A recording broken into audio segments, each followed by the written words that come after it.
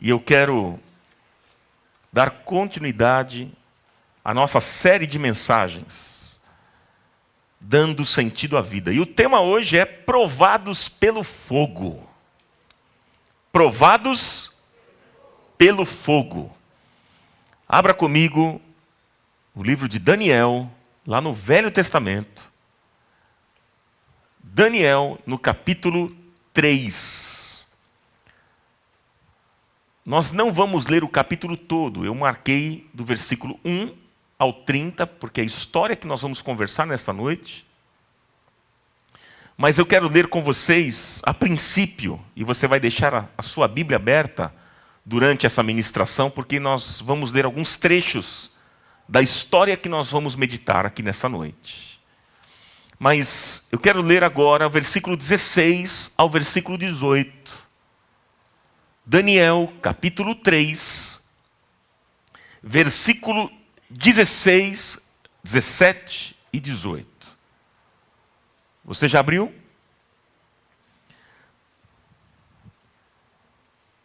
Sadraque, Mesaque e Abdenego responderam ao rei: Ó Nabucodonosor, não precisamos defender-nos diante de ti. Se formos atirados na fornalha em chamas, o Deus a quem prestamos culto pode nos livrar. E ele nos livrará das tuas mãos, ó rei. Mas, se ele não nos livrar, saiba, ó rei, que não prestaremos culto aos teus deuses, nem adoraremos a imagem de ouro que mandaste erguer. Somente até aqui por enquanto, e deixe a sua Bíblia aberta. Que o Senhor nos abençoe nessa noite, irmãos. Você tem grandes expectativas para ouvir a voz de Deus aqui ou não? Então vamos lá. Gente, o que nós vamos ver aqui nessa noite é uma história maravilhosa. Impactante. Que exemplo de coragem, de gente que viveu de maneira valente. Tão valente e destemida. O que é que nós podemos aprender com a vida destes homens mencionados aqui? Sadraque, Mesaque e Abdenego. O que é que nós podemos aprender com eles? Quais são as lições importantes que podemos tirar para a nossa vida nesta noite ao olharmos essa história? Mas antes é importante você entender aqui um contexto. No ano 607, antes de Cristo, o rei Nabucodonosor invadiu Israel e levou alguns jovens de lá para serem escravos do Império Persa. O maior império que já tinha existido até este momento, até então.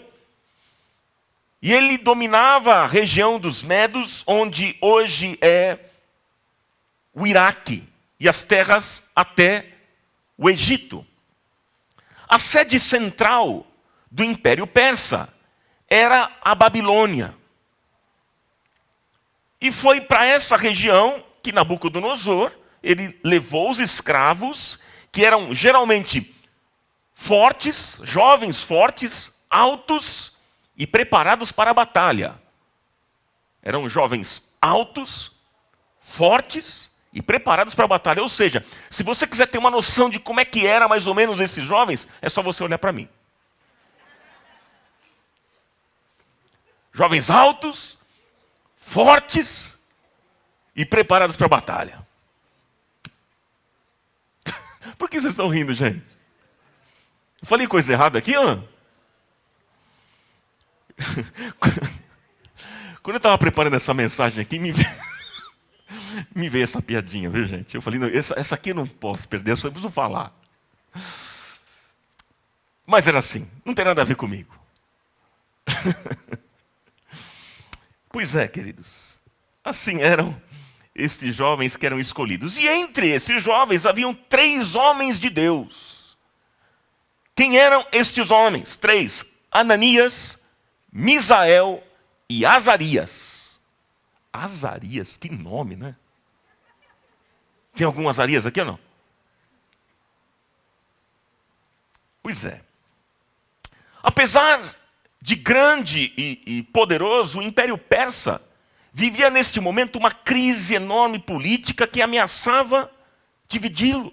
E então, Nabucodonosor, ele teve a ideia de usar a religião para então unir o povo. E ao longo da história, gente, a gente percebe, nós vemos, muita gente usou a religiosidade e usa, inclusive, até nos dias atuais, com propósitos políticos. É verdade ou não? Vocês sabem disso. E Nabucodonosor, ele ergueu uma estátua, gente, de ouro com 27 metros de altura. E todos aí então deveriam vir para adorar aquela estátua. Mostra essa história. Depois é importante você ler o capítulo todo para você conseguir entender e ver mais alguns detalhes. Mas pensa comigo, qual era, na verdade, a intenção de Nabucodonosor? Qual era a intenção dele? O que ele desejava? Ele desejava unir o império. E então ele colocou medo nas pessoas, atribuindo poderes sobrenaturais àquela estátua. Mas algo agora vai sair do seu controle.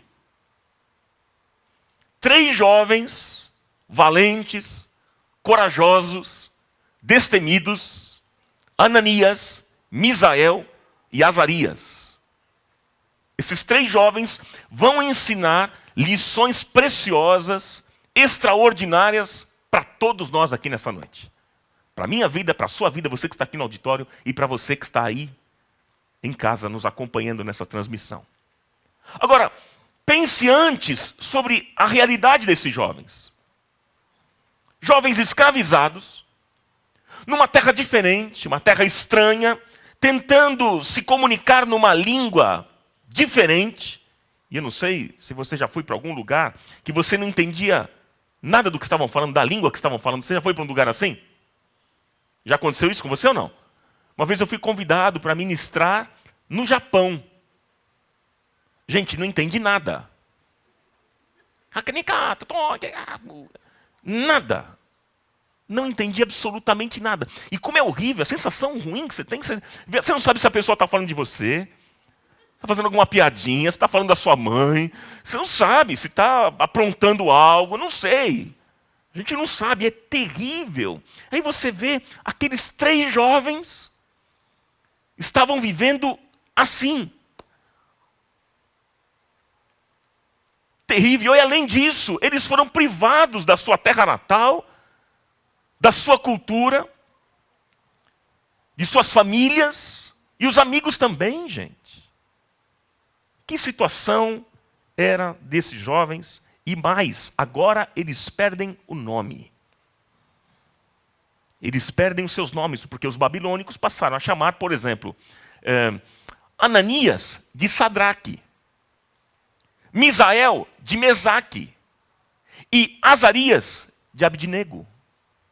Os nomes foram trocados, por isso que a gente viu aqui no texto. Foram trocados os nomes desses 3 rapazes. Porém, gente, Deus fez com que aqueles jovens se destacassem entre os escravos e fossem colocados pelo rei como administradores. E aí, diz aqui um trecho, nós vamos ler agora, versículo 10 em diante, diz a Bíblia que alguns astrólogos, movidos por ciúme e inveja, você vê que não mudou. É o mesmo quadro que a gente vê há 3.000 anos atrás, 4.000 anos atrás, é a mesma coisa do que acontece hoje. Não mudou. Gente movida por ciúme e inveja, eles foram até o rei Nabucodonosor e agora eles acusam aqueles jovens. E olha só, você está com a sua Bíblia aberta aí? Você na sua casa? Então, leia comigo o versículo 10. Olha o que diz. Eles chegam, os astrólogos chegam diante do rei e dizem assim: tu emitiste um decreto, ó rei, ordenando que todo o que ouvisse o som da trombeta, do pífaro, da cítara, da harpa, do saltério, da flauta dupla e de toda espécie de música, se prostrasse em terra e adorasse a imagem de ouro, e que todo o que não se prostrasse em terra e não a adorasse seria atirado numa fornalha em chamas. Mas há alguns judeus que nomeaste, olha só, gente. Olha o que o ciúme e a inveja faz. Mas alguns judeus que nomeaste para administrar a província da Babilônia, Sadraque, Mesaque e Abidnego, que não te dão ouvidos, ó rei. Não prestam culto aos teus deuses, nem adoram a imagem de ouro que mandaste erguer. Gente fofoqueira, hein? Gente maldosa. E aí o que acontece, gente? Aqueles 3 jovens perderam tudo. Agora eles foram denunciados e então seriam punidos severamente. Mas uma coisa ninguém tirou deles: a fé em Deus e a coragem de viver pelos seus princípios. Isso ninguém tirou. E eu fico pensando, né, como é que é possível fazer isso sofrendo ameaças? Imagina você sendo ameaçado. Como é que é possível manter a fé em Deus e a coragem de viver pelos seus princípios, pelos princípios que você aprendeu, diante de tantas ameaças? Gente, o que é ser corajoso? Você é uma pessoa corajosa? Às vezes a gente tem ideia de que ser corajoso é enfrentar o ladrão na rua, alguém que vem te assaltar. A gente tem uma ideia de que isso é ser corajoso, ou de enfrentar o patrão lá no trabalho. Mas o que é ser corajoso em um contexto tão ruim, tão cruel assim como nós vimos? E eu queria ver com vocês nesta noite, meus irmãos, nessa noite, posturas e atitudes que estes jovens tiveram, que demonstraram a coragem inteligente de quem tem fé em Deus. Nós vamos ver as atitudes desses jovens. Você quer anotar? Faça isso. Você que está na sua casa, anote. Você que está aqui, anote 3 coisas que eu vou deixar para o seu coração nesta noite. Primeiro, qual foi a primeira atitude? Anote aí no papel e no seu coração. Eles assumiram um compromisso com Deus. Você pode repetir isso comigo? Vamos lá, amigos. Eles assumiram um compromisso com Deus. Gente, isso é ter coragem. As pessoas têm coragem para fazer muitas coisas, para se envolver em tantas outras coisas, mas não têm coragem de assumir um compromisso com Deus. Tem medo de assumir um compromisso com Deus. E eu pergunto para você nessa noite: você já assumiu um compromisso pessoal com Deus? Você já assumiu esse compromisso? Gente, o compromisso daqueles jovens era com Deus. Eles tinham consciência do seu poder. Por isso, eles não se curvaram diante da estátua, nem se submeteram à ordem do rei. Ah, meus irmãos, eles sabiam, como diz aqui o versículo 17 no texto que a gente leu, eles sabiam: o nosso Deus é capaz de nos livrar. Eles sabiam disso. Que maravilhoso. Pergunto para você: você crê que o Deus que nós adoramos é capaz de nos livrar de qualquer coisa nessa vida? Quantos podem dizer amém a isso? Você crê que este Deus, para Ele não há nada impossível? Ah, meus irmãos, você crê que Deus pode agir na sua vida hoje? Você crê que este Deus pode agir na sua casa, na sua história? Você crê que este Deus quer morar no teu coração? Meus irmãos, você crê nisso? Você em casa, você crê nisso? Aqueles 3 jovens, eles acreditavam que Deus podia livrá-los daquela fornalha, mas eles diziam algo extremamente corajoso. Eles diziam: se Ele quiser, se Deus quiser. Que coragem para dizer isso. É impressionante. O que me chama a atenção, o compromisso daqueles jovens com Deus. Se Ele quiser. Ou seja, em outras palavras, independentemente se ele nos livrar da morte ou não, nós vamos continuar fiéis a Deus. Não ouço nenhum amém, nenhum aleluia. Em outras palavras, nós não vamos nos dobrar diante desta imagem, diante dessa estátua. Não vamos. Nós não vamos adorar a nenhum Deus falso. Não vamos adorar a nenhum Deus mentiroso. Não vamos. Nós vamos permanecer firmes, fiéis a Deus. Quantas pessoas, gente, quantas pessoas frequentam as igrejas com uma fé, mas frequentam com uma fé condicionada? Há uma condição: se Deus me abençoar, se Deus me abençoar, se eu receber a bênção, se eu receber o milagre, se eu prosperar na minha vida. Quantas pessoas vêm à igreja e querem servir a Deus assim? Com uma fé condicionada. Ah, meus irmãos, isso é triste. As pessoas muitas vezes elas vão à igreja apenas para receber. Elas são consumidoras. Você não foi chamado para ser consumidor. Você, meu irmão, minha irmã, você foi chamado para ser produtor de vida, de paz e de ações condizentes com a vida cristã. Mas tem muita gente que vem à igreja para ser um consumidor. São pessoas que, na verdade, não têm nenhum compromisso com Deus. O que eles querem, na verdade, é a bênção, mas eles não querem ter uma relação com quem abençoa. E quando não recebem aquilo que pedem, então? E quando não recebem? Logo, o que elas fazem? Culpam a igreja. E essa igreja não tem unção, não, hein? Essa igreja, acho que o problema dessa igreja é a oração que não é forte. Lá não tem oração forte. Essa igreja é fraca. Essa igreja, eu acho que o pastor não tem aquela unção. Quando ele prega, a gente não vê fogo no púlpito. Não tem fumaça. E aí, essas pessoas logo elas se retiram. E elas vivem pulando de galho em galho, de igreja em igreja, e para lá e para cá, e não criam raízes em nenhum lugar. E na verdade essas pessoas não têm compromisso nenhum com o Senhor. O que elas querem apenas é prosperidade material, enriquecimento, querem milagres da parte de Deus.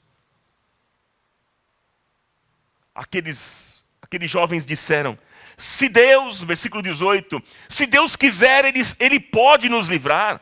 Mas se Ele não quiser nos livrar, ainda assim nós não nos dobraremos diante da estátua construída por Nabucodonosor. Nós não vamos nos dobrar.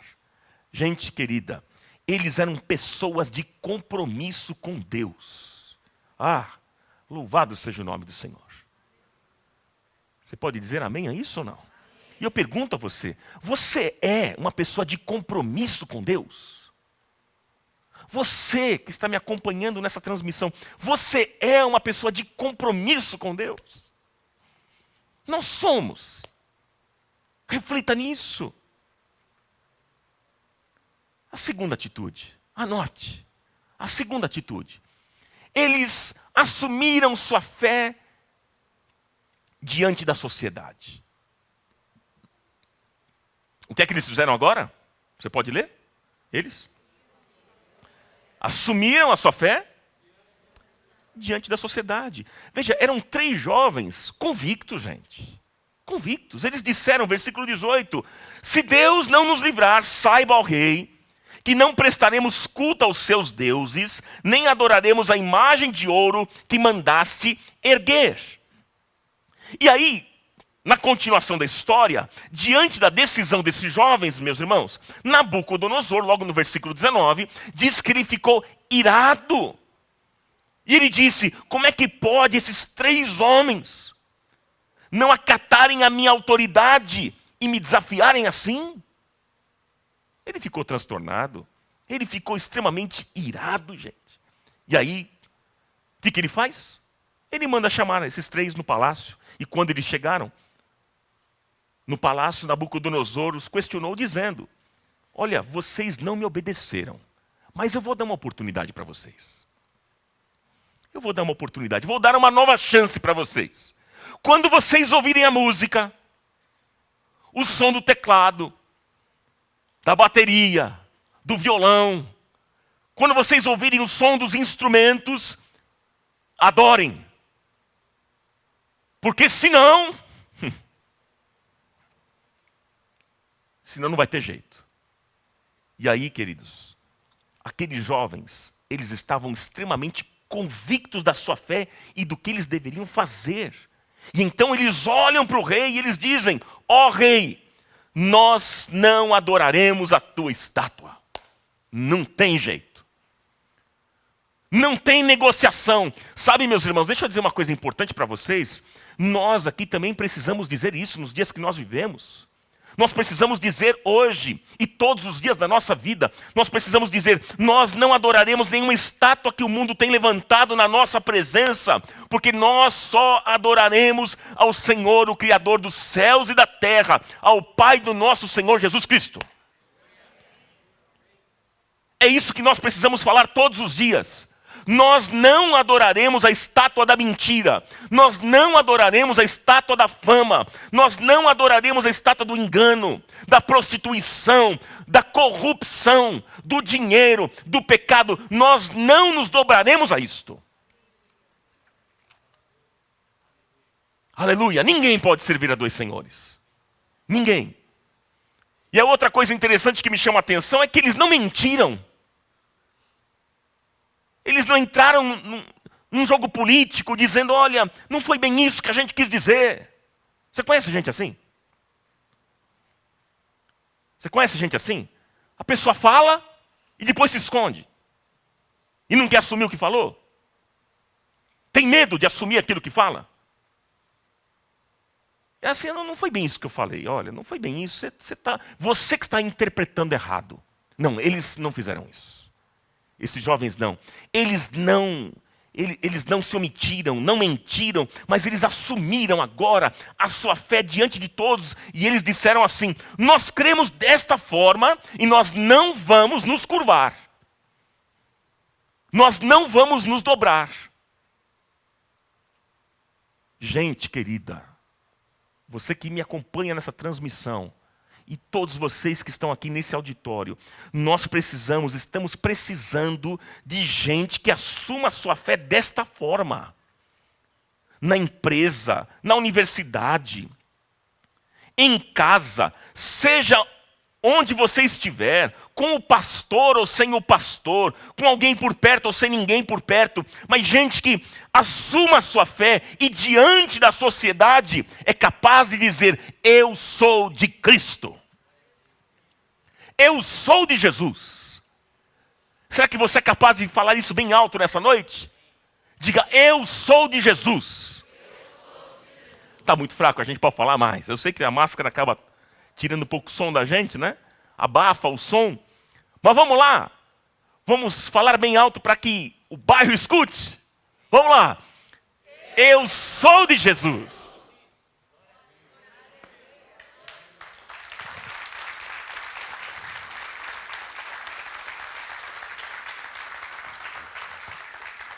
Gente, que jamais nos omitamos de confessar a nossa fé no Senhor Jesus. Jamais. Há uma terceira atitude que me chama a atenção. Eles assumiram as consequências das suas escolhas. Você pode repetir isso? Eles assumiram as consequências das suas escolhas. Irmãos, todo dia a gente faz escolha. Desde que a gente levanta. Quando a gente acorda, a gente faz escolha.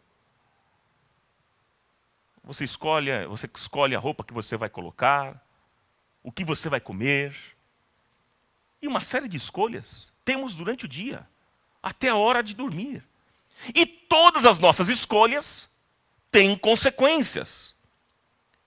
Por causa da decisão que estes jovens tomaram, estes jovens foram agora jogados numa fornalha.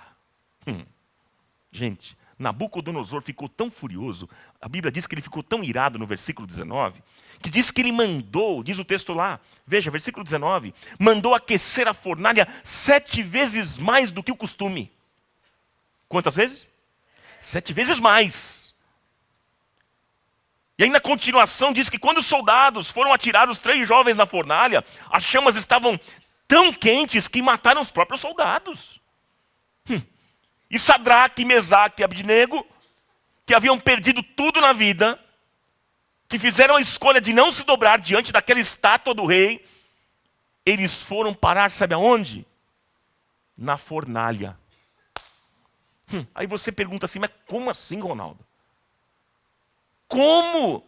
Como é que gente fiel a Deus, gente sincera, gente que ama a Deus, gente fiel a Deus, fiel à igreja, gente de coração bom, vai parar numa fornalha? Como isso?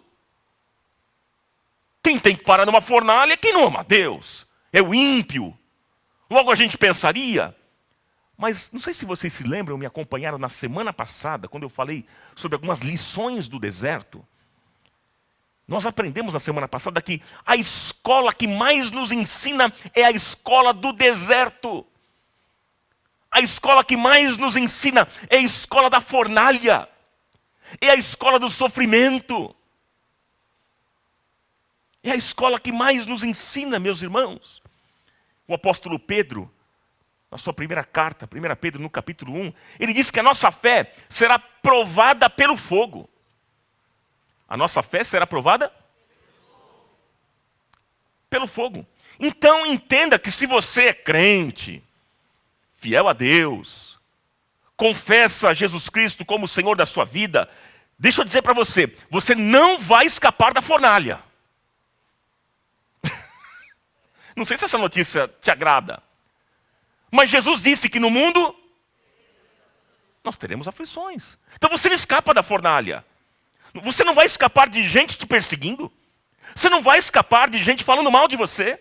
Você não vai escapar de gente tramando contra você. Não vai escapar. Não tem jeito.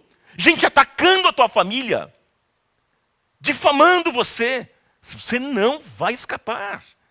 Não tem como, queridos. Isso faz parte. Mas, é na fornalha que Deus vai nos lapidar. É na fornalha que Deus vai agora nos ensinar. Ele vai nos levar ao pó, para que a gente aprenda a confiar nele. Mas ele também vai nos dar vitória. Você crê assim? Você na sua casa crê assim também? Ele vai te dar vitória. A fé é provada no fogo. Deus faz isso para nos fortalecer, irmãos. É para nos purificar. E o fogo faz isso. O fogo purifica o ouro. Queridos, nós temos que fazer um compromisso com Deus. E temos que assumir as nossas escolhas, decisões. Nós não podemos nos acovardar. Jamais. Tem gente que assume um compromisso e depois quer abandonar. Tem gente que faz um voto e depois quer desistir.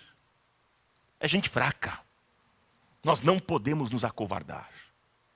Deus se agrada de gente valente e corajosa. Quantos valentes nós temos aqui nessa noite? Deus se agrada de gente assim. Outra coisa interessante que eles assumiram foi que o futuro deles estava nas mãos de Deus. Eles assumem isso. Isso que é ter coragem, gente. É isso. E aí, o que eu acho interessante nesse texto aqui é que esses 3 jovens estavam unidos. E quando eu olho para essa figura, me vem uma imagem, uma das imagens mais lindas do Velho Testamento, do que é ser igreja. Porque, na verdade, ser igreja é isso. Aquele grupo pequeno, a pequena célula. 3 pessoas compartilhando um com o outro, o mesmo Deus, um só Espírito, uma só fé, um só batismo e mais, juntos dentro de uma fornalha. Ou seja, quando um sofre, todos sofrem. Quando um está alegre, todos estão alegres. Isso é ser igreja, gente. Isso é ser igreja. Que grande desafio. Mas quais foram os resultados disso, hein? Quais foram os resultados da atitude desses homens? 3 resultados que eu vou deixar para vocês. 3. Quais foram os resultados das atitudes desses homens? Primeiro, Deus honrou a vida deles e os livrou. Vamos repetir isso? Deus honrou a vida deles e os livrou. Isso é muito interessante, versículo 24 e 25, está com a Bíblia aberta aí? Olha o que diz. Mas logo depois, o rei Nabucodonosor, alarmado, levantou-se e perguntou aos seus conselheiros: não foram 3 homens amarrados que nós atiramos no fogo? Eles responderam: sim, ó rei. E o rei exclamou: olhem, estou vendo 4 homens desamarrados e ilesos. Veja, eles estavam amarrados. E agora o rei vê eles como desamarrados. Ilesos, andando pelo fogo. E olha o que diz o texto. E o quarto se parece com um filho dos deuses. Quem era aquele 4º homem? Quem era? Dizem alguns teólogos que essa é uma das aparições de Jesus no Velho Testamento. Sim, por isso que o apóstolo Paulo, ele disse lá em Colossenses, no capítulo 1, versículo 15, ele diz assim, ele, falando a respeito de Jesus, ele diz o seguinte: ele é a imagem do Deus invisível, o primogênito de toda a criação. Ele estava lá, no início. Ele é o primogênito da criação. Jesus já estava. Pois nele foram criadas todas as coisas nos céus e na terra, as visíveis e as invisíveis, sejam tronos ou soberanias, poderes ou autoridades. Todas as coisas foram criadas por ele e para ele. Ele é antes de todas as coisas e nele tudo subsiste. Veja, Jesus, ele não surgiu em Maria. Jesus não surgiu em Maria. Ele já existia antes da fundação do mundo. Porque, como disse Paulo, ele já estava lá na criação, queridos. Ele estava também dentro da fornalha com Sadraque, com Mesaque e Abidnego. Ele estava com esses 3 jovens, louvado seja o nome do Senhor. E ele está aqui entre nós, ele está com você, em meio às lutas, em meio às fornalhas. Deus está presente em nosso meio. O Senhor Jesus se faz presente na nossa caminhada. Você crê nisso? E a Bíblia diz que o que me chama a atenção é que o fogo não queimou o corpo daqueles jovens, mas o fogo queimou as cordas. Não queimou o corpo, as cordas, porque eles estavam amarrados. E a Bíblia diz, eles entram naquela fornalha e eles ficam soltos. O fogo queimou aquelas cordas. E deixa eu dizer para você o que eu entendo com isso, queridos. É que a única coisa que Deus quer queimar da sua vida não é você, mas são as cordas que te prendem. É isso que Deus quer. Deus permite você passar pela fornalha, pelo problema, pela dificuldade, pela luta, pela crise. Não é para queimar você. Não é para destruir, no sentido de destruir você. Não, não é isso. É para queimar as cordas que estão amarrando a tua vida. E ainda Ele quer te abençoar. Glória a Deus por isso. Por isso que a Bíblia diz, Salmo 23, versículo 4. Ainda que eu ande pelo vale da sombra da morte, não temerei mal algum, pois tu estás comigo, a tua vara e o teu cajado me protegem. Preparas um banquete para mim à vista dos meus inimigos. Tu me honras, ungindo a minha cabeça com óleo e fazendo transbordar o meu cálice. E eu sei, dizia o salmista, que a bondade e a fidelidade me acompanharão todos os dias da minha vida e voltarei à casa do Senhor enquanto eu viver. Creia nisso, aleluia. Esse foi o primeiro resultado. Segundo resultado. Deus fez deles testemunhas do seu poder.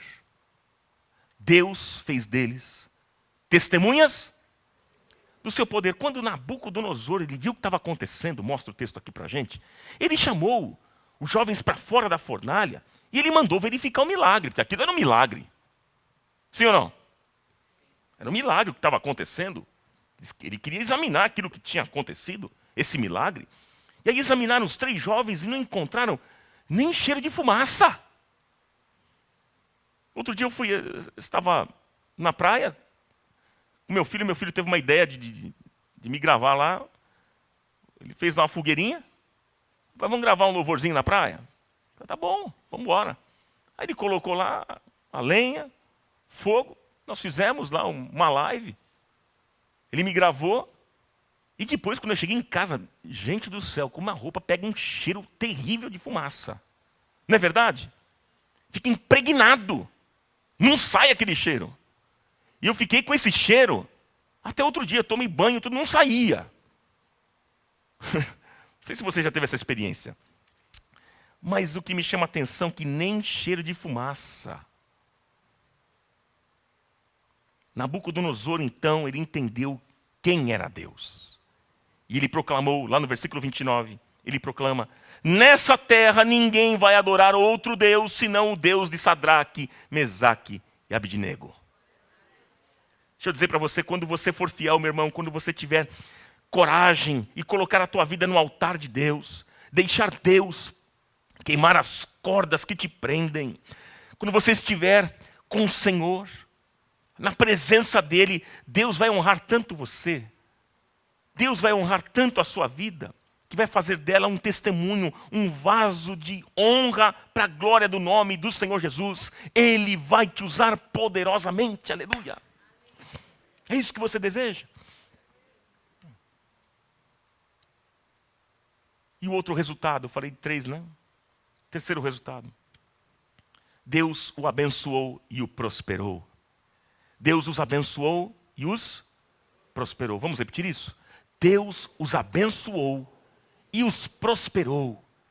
Gente, Deus abençoou aqueles jovens através do rei de Nabucodonosor, versículo 30. Então o rei promoveu Sadraque, Mesaque e Abidnego a melhores posições na província da Babilônia. Gente, o rei aqui agora, ele os colocou acima de todos naquela província da Pérsia. Porque aqueles jovens comprometidos, destemidos, corajosos, foram fiéis. Foram fiéis. E Deus deu a vitória àqueles jovens. Gente, Deus nunca disse que você não vai entrar na fornalha. Não. Mas uma coisa você pode ter certeza. E uma coisa que Ele te dá a certeza é que Ele vai estar com você na fornalha. Ele não vai te abandonar jamais. Você pode ter plena convicção disso. E Ele quer queimar as cordas. Essas cordas que te prendem. Do pecado, de vícios, de tantas coisas. De amarguras, de traumas. Coisas que você guarda no seu coração, que estão te prendendo. Ele quer queimar essas cordas para que você agora possa caminhar livre. Na presença dEle. Amém? Ele quer que você seja corajoso. Tenha coragem. E Deus vai te abençoar. Algumas pessoas dizem assim: poxa vida, será que vale a pena ser fiel? Vale a pena. Quando a gente vê tanta coisa errada neste mundo e parece que tem gente dando certo, fazendo errado e dando certo. Como é que é isso? É o que a gente pensa muitas vezes. Será que vale a pena eu ser fiel? Quero dizer para você que vale a pena ser fiel. Deus recompensa a fidelidade. Todos os homens na Bíblia que foram fiéis, Deus recompensou. Porque a Bíblia diz que o homem fiel será acumulado de benefícios. O homem que é fiel será abençoado. Vale a pena ser fiel a Deus. Aleluia! Glória a Deus. E eu quero concluir com vocês aqui nessa noite. Quero concluir essa mensagem para nós participarmos juntos hoje da ceia do Senhor. Gente, deixa eu dizer para vocês aqui nessa conclusão, que no reino de Deus não há lugar para gente covarde. No reino de Deus não há lugar para os covardes. Não. A Bíblia é cheia de exemplos de pessoas corajosas que fizeram um compromisso com Deus, que assumiram a sua fé diante de todos e deram um novo sentido à vida, mesmo diante das pressões, das dificuldades, dos problemas que enfrentavam.